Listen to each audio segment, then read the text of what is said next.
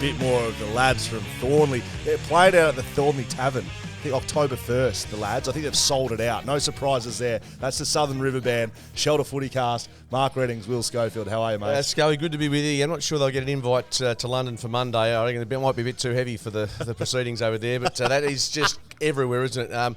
Wall-to-wall coverage. Our respect is high, but yes. Tell you what, we're just about. I'm just about done with the coverage. I am at the moment. You're about cooked, aren't you? About cooked. No, and I totally respect and love the admiration that everyone's got for the late Queen. But gee whiz, it's been full on, hasn't it?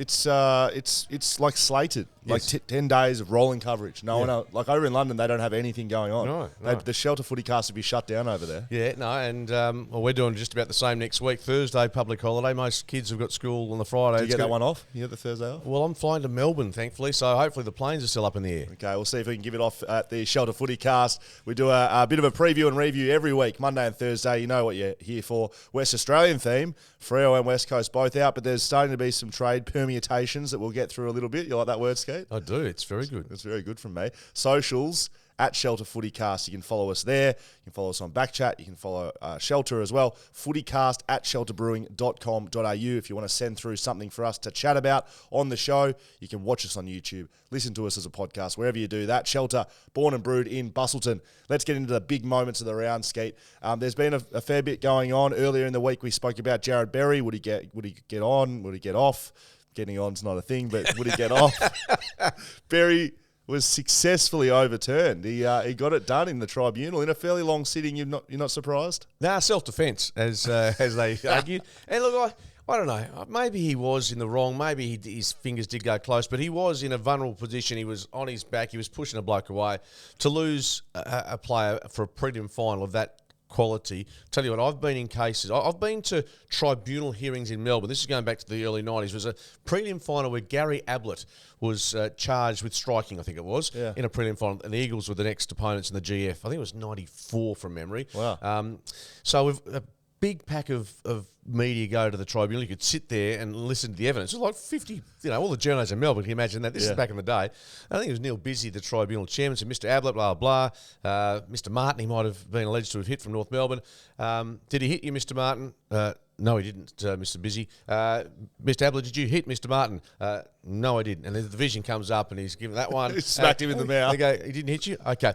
You're free to play in the grand final. It's just, that was the way it worked, I'm telling you. And it's happened with the Barry Hall going back to 05 when he got off behind the play. That's when he tummy punched Trent Cotchin.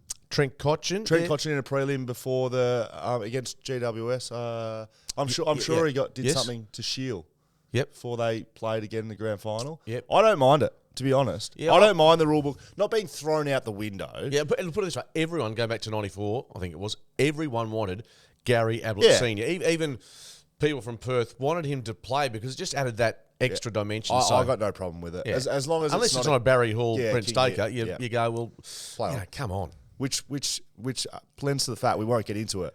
It should be like that all the time. Like, unless it's a big incident, all this tribunal bullshit that goes on, Skate, I don't love it. But that's okay. I know you're going to come back at me. We've got to keep moving. We're going to move through this show. We've got a bit to get through. Luke Jackson has officially requested a trade. Not to Fremantle, I might add. There's been a lot of players coming out saying, I'm going to Port Adelaide, I'm going to Richmond, I'm going to North Melbourne. He's coming home to Western Australia. Is that a play by his management to keep options open and have a bit of a bidding war, or is West Coast genuinely interested? Because it has been a lot of Fremantle talk about where he's going. I think West Coast is genuinely interested, but it's just smart, logical step by his management to come home and just see where it plays out for the next couple of weeks. And it might be a case of West Coast runs up the price of Fremantle a little bit more. I'm pretty confident that he'll end up at Fremantle, given the negotiations that have taken place. West Coast will have a better hand than Fremantle. True. So they'll get something in return for Rioli if that deal gets done, whether that's a late first round, early second round. They've already got pick 2. Yeah, they're not giving up pick 2. No, but because they have pick 2, they've got another pick in the first round. I think it's 13 off the top of my head. Mate, they've got the hand to get it done, whereas Fremantle doesn't. So that'll make it interesting. Yeah, but by the same token, I think West Coast have indicated all season that they want to go back to the draft, hit it hard, and when you've got pick 2 and pick 13, for instance, you're going to be able to get some quality young players. That's not to say that Luke Jackson's not, but that's it. He is. But at that price, are you going to go on? So just for instance' sake, are you going to go and draft a ruckman at 2 or 13? Don't know if there's someone available there, and you're 3 years behind where Luke Jackson already is. Yeah, I've got a different. I look at the ruckmen now that are making an impact around the competition. I'm not sure I'd be drafting at a high end like 5, 6 or in the top first round a young ruckman. No. And that's no knock on a young talent, but you think of the ruckmen that have done the job over the last 4 or 5 years. I mean, Tom Hickey this year, recycle ruckman. My premiership, mate. It was Vardy and Lycett. Exactly, took makeshift ruckman. Yep. Darcy Cameron's gone from Sydney to Collingwood doing a fine job. Grundy's obviously injured. So I don't know what Luke Jackson is. I don't know if he's a ruck. He's a hybrid. Yeah, he's a hybrid. Yeah. How good's that word? He's a hybrid. Yeah. He's everything and nothing at the same time. There's a suggestion that he might actually go when he goes to Fremantle. If you go, Sean Darcy in the ruck, and he's inside the centre square with him. Well, remember they used to do that with Natanui at West Coast. They used to play him as a ruck rover, and then the ruckman would spit forward. He would go into the ruck. That was a set play we used to use. So, and Nick Natanui's no Luke Jackson around the ground. He was more of a powerhouse. A clearance beast. Yeah, like Cox used to ruck, and Natanui used to be in there. Imagine lining up on Nick Natanui in the middle. Keep moving. What do you think about James Hird interviewing for the Essendon job? Because that's official now. That's out. He has done that. I've confirmed that single-handedly as well, whatever word you use there. What do you think about that? James Hird interviewing for Essendon. I think the reason he is going through that process is because he thinks he knows he's an absolute genuine chance to get the job. Lay down No, I wouldn't say lay down Mazaire, but why would he put himself through this? Given the fact that there's a bit of controversy with him going back, if he does go back, why would he not? If it's going to be too hard, you're only 50-50, or you're only, you're a slim percentage chance. Why would you put yourself through that unless the club has indicated, mate, you're a real chance? Does that make sense to you? Yeah, it does. I hadn't actually thought of it that way until you brought that up, and I think you could be spot on. Why would he? He's got a good job at GWS. From all reports, he's happy at GWS. Why would you go and put your hat into the ring? Just, hopefully I'll get an Essendon job. It's not a random club. It's the club he was... He's not a random player. Walked out of the club unceremoniously, effectively. And there's going to be a big deal if he does get that job. So... It's an amazing story because if you were to say to me about 5 years ago, James 2 Hird will years come ago. back. Yeah, but even when the supplement thing was just sort of still bubbling, James Hird will come back and coach this club. I would say you are off your nut. You've heard it here first. Haven't you heard that term, off your nut? Yeah, it's a good one. I like it. Very good. I love it. It's absolutely beautiful. Off your nut. There you go. James Hird, is he off his nut? Who knows? We'll get to it a little bit later on. West Coast and Freo update. We still can update both the sides because there is still a fair bit going on.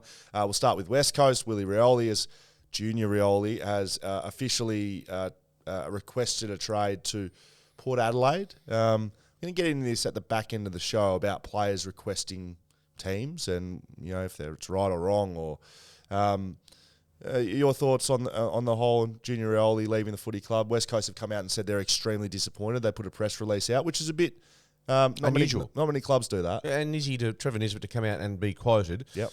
I get a feeling I'm repeating what you said a little while ago. I can actually see both sides of the story to some degree because of because of the market we're in 2022, where players are showing a lot more independence and ability to want to get out and make their own deals in terms of set their own path for future. And the one club motto's not quite dead, but it's pretty much dead. On the wane, absolutely. So with Junior Rioli's case, I can understand the frustration of the Eagles, absolutely, with what they did for him during his absence from on-field with the drug-imposed sanction and the QC and the moral support, the financial support that they gave him. I get all that.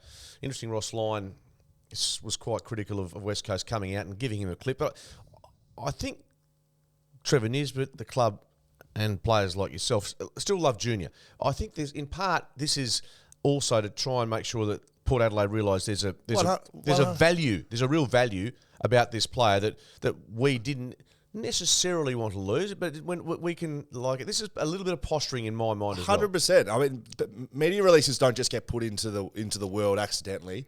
Everything that ever comes out of clubland, whether it be West Coast or Freo or anyone else, they sit around in a room saying, what do we want to get out of this? Absolutely. They don't go, we're just going to offer our unfiltered opinion and hopefully that hits somewhere.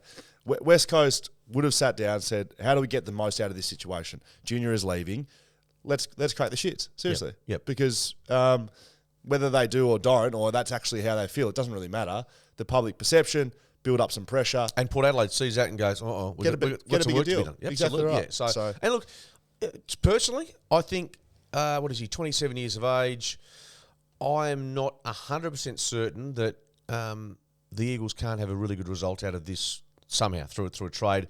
And Willie, he came back. Did he play as good a footy as what back in your day? No, he hasn't. No. Hasn't. So that's there. Will he get back to that stage? Pardon the pun.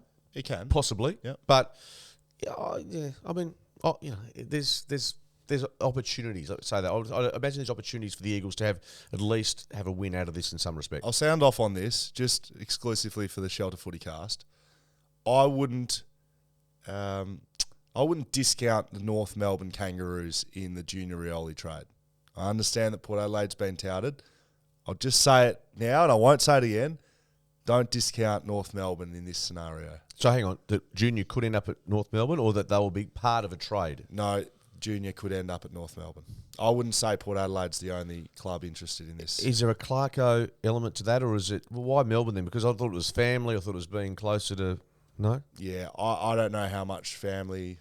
It's a financial thing from what that's from what I understand, which I've got no problem enough, whatsoever. Yeah. Every player in the land, when you're dealing with a contract or trades or anything, you use every piece of leverage. So I was from Melbourne, played at West Coast. If contracts came up, I suddenly became a bit more homesick. That was a fact. And every player why wouldn't you? Why wouldn't you say, oh, gee, I'm missing home a bit more? Might want to chuck it certainly wasn't another zero on there. Another number. Yeah, some sort of decimal point somewhere.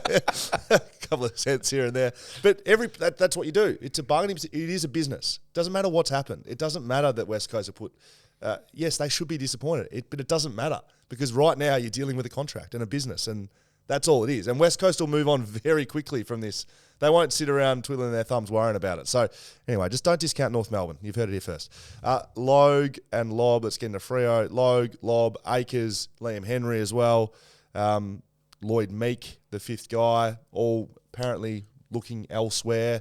There's been some clubs put around. So Lob has apparently requested Western Bulldogs. Logue apparently with North Melbourne. Akers apparently with Carlton. Lloyd Meek has been rumoured with West Coast and anyone else who needs a ruckman. Fremantle are moving a fair bit going on. The one I did want to ask you about was Fremantle are rumoured to be holding Lob to his contract if Logue leaves. Yes, and interesting that Colin Young has both players in his stable. But let's also don't just put the Rioli scenario aside and leave the Lob situation, for instance, again saying he's got a year of his contract to run, as Peter Bell did last year. And he's doing it again this year. He will play hard ball. I think if he can get it, as he absolutely should. Now, the media reports, some journalists have come out and said they're going to play hard ball. Well, of course they are. He's got a year to run his contract. Off you go, Rory. I mean, seriously, it's a no-brainer that they're not going to just lay down Mazier, say, there you go, take him. It's all part of, again, the posturing of trying to get the best possible deal. And Belly has done that all the way through. I mean, going back to the Jesse Hogan trade, which obviously didn't turn out spectacularly well, but Billy's done a pretty good job, and he's been a hard ass during that period. Just for some insight from a player's point of view, not that I've been in this position, but one of my best mates has a year to go on the contract, isn't getting opportunities, wants to leave, doesn't get the deal done, right? So you go through trade period and you're trying to leave, but doesn't, and you've got to come back to the club. People would think, oh, gee, that's an awkward position. I'll tell you right now. Get on with it. It's not. Players couldn't care less, honestly. Like, players aren't sitting around the off-season going, oh, geez, Rory Lobb's a dog for trying to leave us. But they understand. Everyone understands it's a business. And if he doesn't get the job done and he comes back, they'll be happy. They'll be like, oh, well, we've got a good player still at our club. Well, there's a couple of examples. I mean, show me the money on Stan. The Bobby Hill situation last year. He was desperate to get out of the Giants and go to Essendon or Collingwood. Didn't happen. Now, did he come back and play great footy? I mean... Question. Well, Rory Lobb was one. Rory Lobb was one. Best year. Tom Papley was desperate to get away from Sydney. That's right. He could play in a grand final. Well, he will play in a grand final if they win this weekend. Yes. So I think you're 100% right with players don't the perception of the supporters go, oh, Yeah. how could you walk back into the club? And look, here's another one. Josh Dunkley, who has tried to get out of the Western Bulldogs for about 2 years now. Feels like about 5. Yes. Is he going to go to Brisbane? Is he going to go to Adelaide? He continues to play good footy. Yeah. And players on his team, look, they'd be disappointed that he's not going to be there for 10 years, but that you just, as a player, You live in the moment. You're in the moment. All right, premiership year this year, we've got Josh Dunkley on our team. We've got Tom Papley on our team. Which is very mature, which is what NRL teams do, which is what soccer sides do. They don't sort of think, oh, in 12 months, Will Schofield's not playing with us, so let's burn him. Let's get the best out of him while we've got him. So our mentality is changing in the AFL, which is probably, I think it's not going back the other way. It's moving forward. Shelter FootyCast here with Will Schofield, Mark Reddings. Let's get into the rest of the round. There's only 2 games to go. Prelim final weekend. I'm excited, actually. It's come up very quickly. I don't know how we've got here, to be honest. I can't believe it's Brownlow on Sunday. But Bowie, Simon Beaumont, who thought it was about a month ago, he's got his bow suit on, bow tie on for Bowie. Can you tell me who's going to win? We probably should do a little bit of Brownlow Medal prediction here because we won't have a show. But we haven't written this in the run sheet. But I've written it down, and if I had a pen, I'd give it the Prince Charles of. I reckon. You did not see that? Did you see it? Yeah, you got really pissed. You didn't see it because you're. I don't watch the Queen's coverage. No, I don't watch it either. But it's on. Sounds it's what do they call it? It's gone viral. Oh, social media. Did you tell me you saw it? I heard about it. Yeah, my daughter told me, but I didn't know about it. I didn't know anyway. He was trying to write something, and the pen didn't work, and he said, "Oh, this pen for F's sake." And that's classic. No, it's done. I would have thought it's just about done, isn't it? I mean, Lachie Neale. Oh, really? He just wins. I think he just wins. Wow. That's incredible. Oh, two-time Brownlow medalist. And the numbers. Now, I've done a lot of different stuff in the last month or so, but the numbers that he has racked up this year, you might have even said this to me, far exceed even what he did in his Brownlow year. So no, it wasn't me, but that doesn't surprise me. He's been extraordinary. And he's played for a good side. They've won matches. Not many guys taking votes off him. Who takes votes off him? Lions did in the past, but it hasn't been a factor this year. Forward, sometimes if they kick a big bag, we'll take 3 votes, and then backmen don't get votes. So yeah, it's a very good point. And he said, a bit salty the way he said that bit. The backmen don't get votes. You're right though. A little bit salty. Yeah, full salt, mate. Well, would you have got seriously? How many Brownlow votes would you have got if they just umpires gave it on merit? Like if some of the blokes I was able to shut down, if that was vote getting, which wouldn't, as if they would ever get votes, like I would have got multiple, more than one anyway. Put it that way. I'm glad you smothered. I got one in my whole career. You know that, right? Yeah, but I would have got more than one. Yeah, I was thinking about to say multiple. No, if you go and shut down a player that's a Coleman medalist and they kick 0 goals, which I did numerous times in my career, that's for a team that helps you win more. But because a mid gets 30 and kicks 3, then correct, exactly right. It's rigged. Anyway, Lachie Neale for me, and you. Well, I'd like to see Andy Brayshaw go well. Of course, yeah. Yeah. So I don't think many people take votes off Andy Brayshaw. And he early on in the year, he'll be right up there. On the bend as they turn for home, he's going to be, as they say. Lachie Neale finish as well, unfortunately. Yeah. I'll pick Andy Brayshaw, and you're picking Lachie Neale. Yeah, it's funny because Lachie Neale could have been at the Dockers this year as well. Right. That's right. Never happened, but there you go. Yeah, very good. Okay, let's get into the games. Geelong v Brisbane, talking about Lachie Neale. Friday night, September the 16th, 5:50 p.m. That's tomorrow night. Yeah. That is tomorrow night, Friday. I was just trying to figure that out. I don't know why I'm reading the date out. Well, it's very important here. Favourites v the underdogs this one. Probably, Brisbane the least informed. Not informed. They're the least favourite of the 4 to win the grand final. Why? Because they've come from outside the 4? Is that why? Because they're playing good footy. Bit of that. They're playing well. They played really well against Richmond, and the Melbourne win was terrific. I think because their form at the MCG has been suspect, been question marks obviously over their ability to match the best sides. They get players back though. They two tall players. You need your tall players playing well to win finals. Yeah, and you're talking about Joe Danaher. Joe Danaher and Oscar McInerney. Yeah. Oscar McInerney was just in the group below All-Australian ruckman. So Jarrod Witts, Gawn, he was probably in the same line as Darcy McInerney for the year. So they get 2 extremely good players back into their side that played against defending premiers Melbourne. Everyone wants to write Melbourne off because they don't defend the premiership, but they're a bloody good side. and Brisbane go into Melbourne and beat them. So I wouldn't be writing Brisbane off at this stage. Darcy Fort will be stiff, but he'll probably miss out. Given That is one of the stiffer. He was close to their best 3 players. But he can't play. If you bring McInerney back and Danaher back, it leaves you with Hipwood and McStay. There's just possibly a bit tall. But history says this year, round 4, Brisbane got close to Geelong, losing by 10 points. That was a tight game, yeah. So, but yeah, the numbers say Geelong wins for the rest. All their form this year suggests they are going to win on Friday night. But what about this? Brisbane haven't beaten the Cats in Victoria since 2004. Wow. A premiership year 2004? No. No. They made the grand final and lost to Port Adelaide 2004. Port Adelaide won the flag, yes. Yeah, but Brisbane were going for 4 in a row. Yes, exactly. So they haven't won in Victoria against Geelong since then. That's not a great stat for them. That's 18 years ago. All those matches, though, have been at the old Cattery. Right. So no one wins. Never played at the G. Yeah, it'll be interesting because, Geelong's had the pre-finals bye. They've won the qualifying final against Collingwood. They haven't played much footy, have they? They've had another bye. They have not been good off byes, ever. I don't think ever in the history of the club, but certainly in years gone by, qualifying finals, they haven't been able to get that done. So they win on the last 2 weeks ago against Collingwood. But I really do think that it's not a coincidence that after byes and after finals byes, that Geelong, there must be something that goes on. I doubt it's routine and physical. I would say it's mental, something with the preparation, whether too relaxed, now too stringent, too stressed about it, whatever it is. It's happened too many times for it to just be fanciful and, just by chance. So that's one thing that weighs in Brisbane's favour, I think. Yeah. I mean, you think round 23, Geelong had a bit of a training run against the Eagles. Luckily for them, the qualifying final was essentially a grand final rehearsal. That was just as quick a game, as good a game as you'll ever see in a final. So that will give them the preparation they need. And you're right, the numbers and the history doesn't stack up well. But what about your man, Lockie Neal? So he's going to win the Brownlow, lay down Mazaire apparently, and I've said that twice this podcast, I know. You ever play 500, lay down Mazaire? No. Yeah. No. Great card game. Yeah?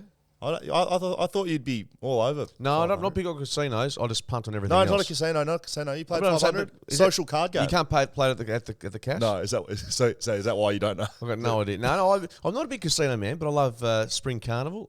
And obviously betting on AFL, NRL, NFL, AFL fine. NBA. we'll keep going. Yeah, that's why you stay out of the casinos.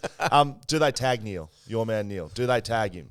And who do they tag him with? So do you think he gets tagged? Geelong aren't the side that tags No, people. they don't. They seem a little bit arrogant in that regard. They don't. But I don't know why. I mean, if you can shut down a player or nullify a player and you've got someone who can do that, maybe win a bit of his own footy as well, I don't see why you completely reject that. But you're right. There's no one. I'm trying to think of who might. Atkins isn't that sort of player. Is he that might? No, but they have. I mean, he was sort of the player that came in around mid-season that really put Geelong from a good team to the best team in the league. They put some role players into the midfield, which, being from Geelong, I've got a lot of friends that are Geelong fans, a lot of family, so I get a lot of feedback on Geelong's comings and goings. And the biggest thing that they've seen is Joel Selwood really out in the middle, apart from big moments. He's sort of played on a wing and half forward, that sort of thing. Atkins has come in. Guthrie plays his style in there as well. They've really changed that midfield. And Dangerfield, if you remember, was out injured for a while there. So they had to adapt through the midfield to not have guys like Dangerfield and Selwood carrying the team on their shoulders when times got tough. They can still do that. But Geelong's strength this year has been the collective rather than a few Hawkins, Dangerfield, Selwood. They've been doing it for close to 20 years, these blokes.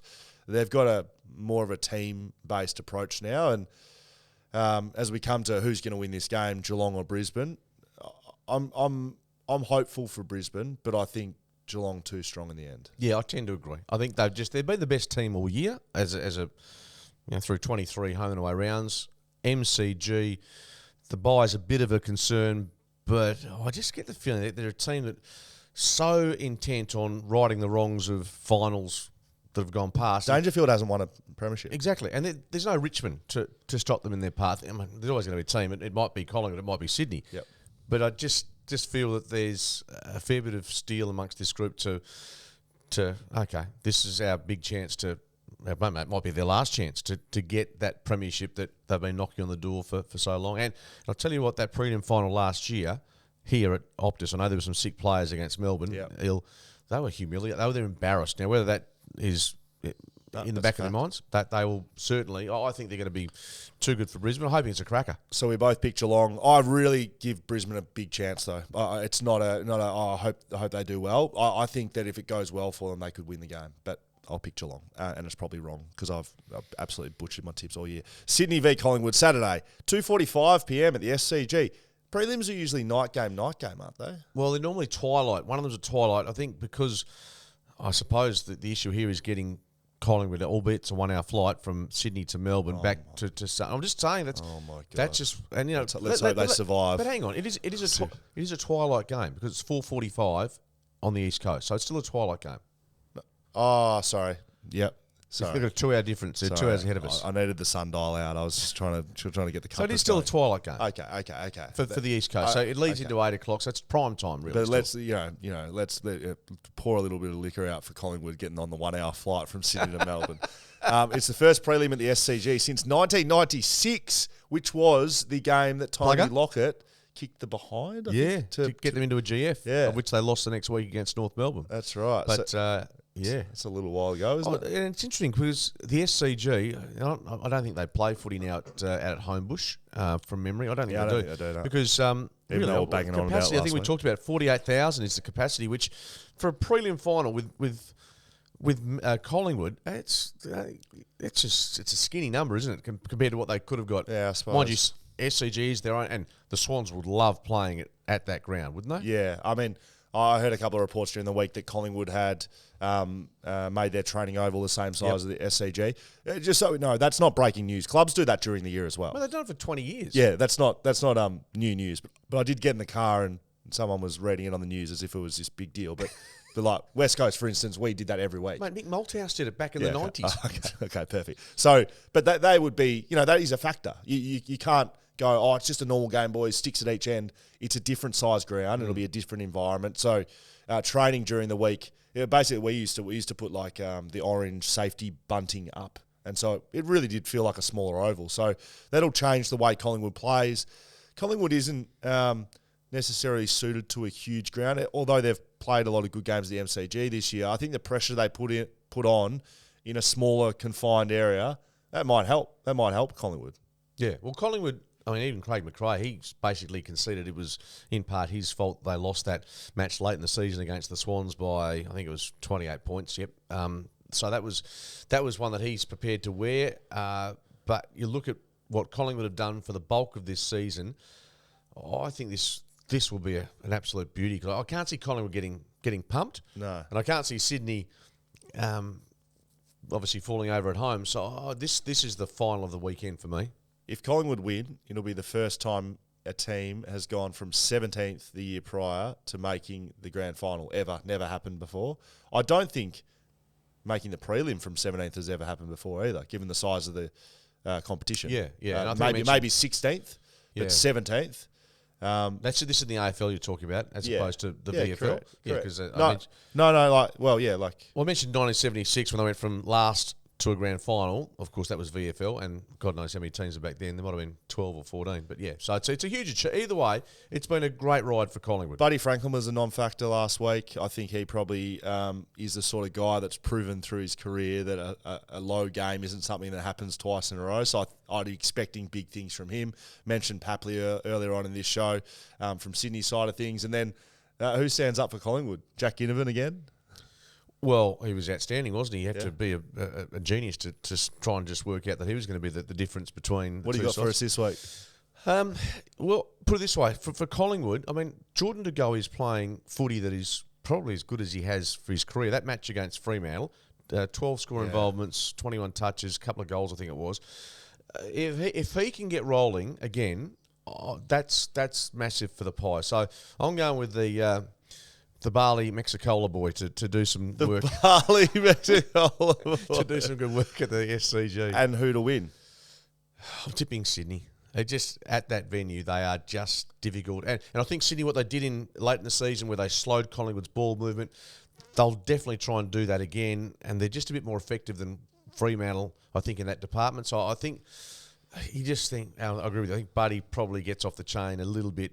Yeah. Sydney to get through to play Geelong in the GF. They've been an incredible side, Sydney, for a long time. And you just think about not bottoming out. Like they might have had a little period before this successful one now where they weren't really challenging, but they've just been there all the time. They just consistently challenge for flags, like Geelong. So I think if it is a Geelong-Sydney final, which I'm tipping Sydney, so I think it will be, I think it's fitting. They've been sides that they haven't won a lot of premierships, but they've won premierships in this last 20 years, but they've always been there. And I think they both deserve a chance to go for the top. And I think Sydney will win, and that'll be the grand final. Absolutely. And while that's all happening, you'll be watching your best mates say, may I kiss the bride, and away you go. You'll be sitting at a wedding and just wondering what the hell happened in the biggest game of the year. I'd actually forgotten about that. Just imagine what's going to go on at the reception of this fucking wedding. There's going to be KO screens underneath napkins. You think, speech, what's going on up here? Oh, yeah, yes, oh, yeah, all the best, father of the bride. Well, you're lucky. I'm assuming that's an evening affair, so yes. It might be the gap between the nuptials. Or it could be the wedding, the ceremony. And I'll be up the front as groomsman with a little pocket of light coming out my face. Very good, very, very good. There we go. Sydney and Geelong through to the grand final. Shelter FootyCast, Mark Reddings, Will Schofield. It's time for this, the Liquor Barons question of the week. Maddie from the Rose Hill Hotel down in Bunbury. And thanks to Liquor Barons, we're throwing out to some of the guys out at Liquor Barons throughout the state for questions to Skeeter and I. I spoke to Matt earlier this week. Let's see what question he's got for us. Yes, that's right. It's time for the Liquor Barons question of the week here on the Shelter FootyCast. Today we've got Matty down at the Rose Hotel in Bunbury, where they always look after the locals and the best place to get your shelter beer. G'day, Matt. How are you, mate? Yeah, good, mate. How you doing? I'm good, thank you. Now, first things first, which shelter beer is your favourite at the moment? Do you have one?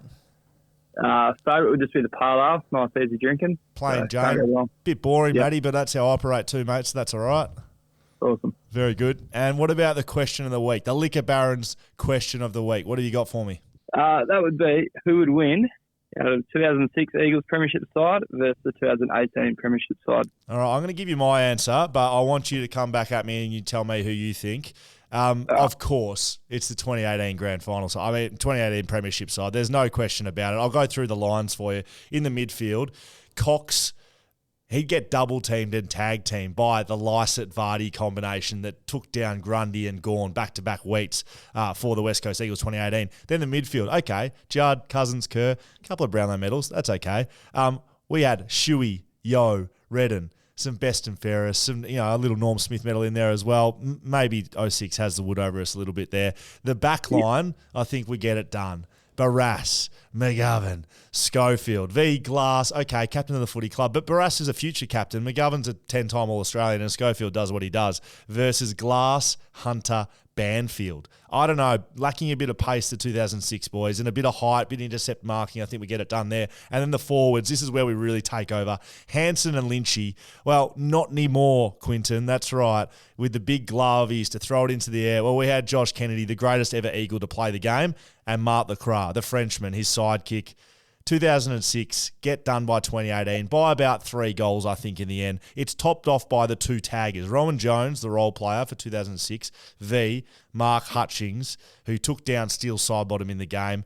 Hutchings goes to Judd. No more Judd. No more Eagles. 2018 wins. What do you reckon, Matt? Yeah, so a few tickets on yourself there, but not too bad. No, I think clear as day, 06 midfield's got it covered. Yes, tick. And I also think clear as day, 18 forward line's got it covered. Yes, so it comes to the back line. It comes to the back line as always. Yes. Oh, man. I don't know. It's just whether there's better matchups between, I don't know, Banfield.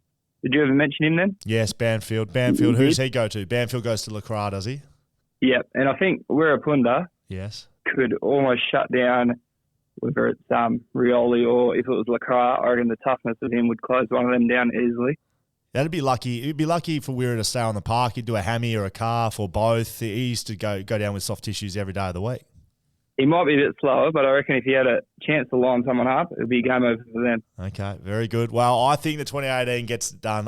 You think 2006 gets it done. Maybe we go for a draw, Matt. How's that sound? Yeah. It'll be a bloody good game. All right, Matt, thanks very much. Liquor Baron's question of the week from the Rose Hotel. All the best. Hopefully business is going well for you down there, mate. You got some people coming through the doors? Yeah, always, mate. Very popular down here, and love to have people coming in. Very good, matey. Thanks for joining us, mate. We'll speak to you another time. Cheers. There we go. Matt from the Rose Hill Hotel down at Bunbury. Liquor Baron's question of the week. Skeeter, 2018 v 2006. Yeah, well, I'm not going to go through 2.5 minutes of pooperama like you did. It's pretty simple. 206 gets the job done. Pretty simple, you reckon? Well, it's just, you want my call, I'm give it to you eloquently, succinctly, and without running through line by line, player by player. I think they're a better side. Mark Reddings, Will Schofield, Shelter FootyCast. We've got a question coming up after this. You absolute idiot. PTI, one question only this week. Skeeter's got to get off to one of his 1,000 jobs he's off to do. More invoices. He'll be down to Exmouth soon as well. Players shouldn't be able to nominate a specific club during trade period, contracted or non-contracted. What do you think? Well, the player, the person that instigated this style, the forerunner, the pioneer, is West Coast Eagle, and his name was Chris Judd. He actually went across and left for the West Coast Eagles, and he interviewed the clubs that he wanted to go to. It was Carlton, it was Essendon, it was Collingwood. He wasn't going to some no-name club like the Western Bulldogs, you knew that, or North Melbourne. He was never going to a sort of, him and Beck were just going to saunter into the Whitten Oval and say g'day. They were always heading towards the salubrious part of the AFL in terms of clubland. So that's where it started, and I think now it's probably rampant across the competition, the nomination of clubs and where you want to go. Do I agree with it? From a player's perspective, it gives them that extra element of power. But if you are a club, you need to obviously hopefully get some goodwill in this process as well. I think the clubs are actually starting to fight back a little bit. There was a period there, a transition period with the actual free agency rules around restricted free agents and fully free agents, that there was a bit of unsureness, and so players were kind of doing what they want. I think clubs are starting to fight back a little bit, and maybe using Peter Bell example with Lob saying, well, if you're contracted, we're not trading you. It doesn't matter where you want to go. I don't personally like it. Not that I never had the opportunity to go to another club. I did. And it's not about the one club thing, but I just don't love I'm going to the Western Bulldogs. As a club, I'm usually pro-player on most issues, but as a club, you've put in the time, you've drafted them, you've put in the time, the effort, the money, the resources behind developing a player. And for them to then want to leave, that's enough to put you in a bad position, let alone say, well, you can't deal with anyone else other than the Western Bulldogs. Yeah, as a club, if you want to leave, great. I'm not great, but okay, that's how it's going to go. We're going to go to the 17 other clubs and try to get the best deal for our club. That's how it should be. And the players should be able to leave. Absolutely. That's great. Free agency is great. But it shouldn't be, I want to go here and I'm not going anywhere else. Yeah, as you say, if you want to go to Victoria, in a case of, pick Rory Lobb as an example. Yes. If he got a year ago in his contract and the Dockers can't do the right deal for them and they can get a great deal done with North or the Bull, another club. You want a better deal? See you later. There you go. Yeah, but you're still going to the destination you want. So why, there has to be a bit of both give and take in this process. It looks like, though, player managers have a lot to do with this in terms of nominating clubs because they're the ones wheeling and dealing behind the scenes early days. They're speaking to other clubs. They're speaking to the clubs of origin. They know where all the pieces lie. Whereas I think footy clubs are probably focused for the most part during the season on what they're doing, and then they shift their focus. Whereas managers, they're worried about their players only. So it'll be interesting to see how it plays out. We'll cover the trade period. Brownlow Medal, Neil will win apparently. I think Brayshaw will win. Maybe, who knows? It'll be good. Just as a little teaser, if you are listening still, BackChat, I believe, will be covering the Brownlow Medal live from BackChat Studios. Tuxedos. Here. Right here. Mark Reddings. You're invited if you want to come down in your tuxedo, mate. You want to be good because you and I on TV up until about 5 o'clock. So 5 o'clock in the car, straight here, live on YouTube. Just a little teaser there. that's it. Done and dusted. Shelter FootyCast all over. You got anything to finish us off with, Skate?